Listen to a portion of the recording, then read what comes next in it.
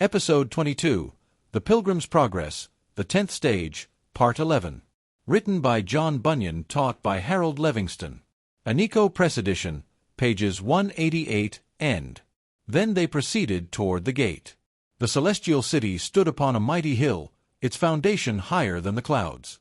Yet Christian and Hopeful ascended with ease, not by their own strength, but because the two Shining Ones held them by the arms and led them upward. They had left their mortal garments behind in the river. Though they entered the waters clothed in the frailty of flesh, they emerged clothed in light, free from the weight of corruption. Their climb was swift and graceful, their hearts light, their conversation sweet. They had crossed the river of death and were now walking in the region of the air, comforted by the presence of their glorious companions. As they approached the gate of the holy city, the angels rejoiced. The pilgrims were honored for their perseverance, and the heavenly host was eager to receive them. The image before us is rich with meaning. If you have the book, whether in print or digital, I encourage you to pause and examine it. Even the subtle details, like Christian's armor, speak volumes. Every piece tells a story of battle, endurance, and grace. The Shining Ones began to describe the glory of their celestial home. Words failed them. They said even the grandeur of Mount Zion could not compare. They spoke of a city where the tree of life bears never-fading fruit, where white robes are given to the faithful, and where the King himself dwells in unapproachable light. We are reminded of Hebrews 12 verses 22 to 24, which speaks of the heavenly Jerusalem, the innumerable angels in joyful assembly, and the church of the firstborn. And in Revelation 7 verse 9, we see a multitude from every nation, tribe, and tongue, standing before the throne, clothed in white, waving palm branches in victory. Revelation 21 verse 4 assures us that in this place, God will wipe away every tear. There shall be no more death, nor sorrow, nor crying. Christian and Hopeful ask what they will do in this holy realm. The Shining Ones tell them, you will reap the rewards of your prayers, your tears, and your sufferings. As Galatians 6 verse 7 reminds us, whatever a man sows, that he will also reap.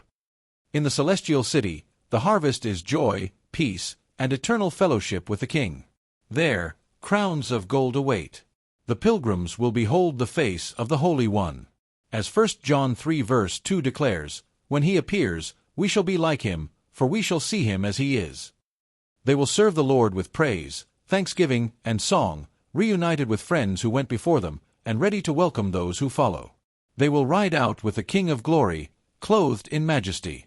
In time, as 1 Corinthians 6 verses 2 to 3 teaches, the saints will judge the world, even angels. The heavenly hosts will greet them with joy. Trumpeters in white garments will surround them, sounding a jubilant welcome. Heaven itself will seem to descend to meet them. As they near the gate, the Shining Ones proclaim, these are the men who loved the Lord in the world and have now been brought to the threshold of their desire.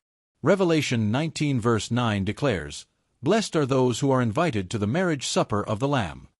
The trumpeters play their music. The pilgrims are enveloped in the sights and sounds of heaven. As they approach the gate, bells ring out, their tones resonating deep within the soul. Their hearts swell with joy, anticipation, and awe.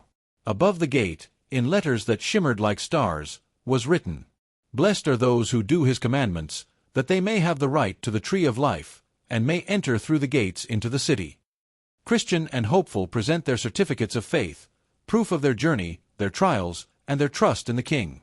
The Shining Ones take these to the King, who reads them and summons the pilgrims into his radiant presence. Clothed in garments that sparkled like gold, Christian and Hopeful are welcomed with harps for praise and crowns for honor. The city is a spectacle of divine glory. The streets are paved with gold. The redeemed, crowned and palm-bearing, sing in unison, holy, holy, holy is the Lord.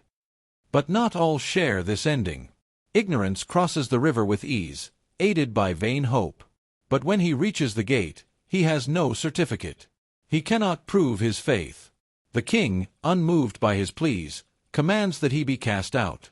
And so, we learn a sobering truth. One can be turned away at the very gates of heaven, just as surely as from the city of destruction.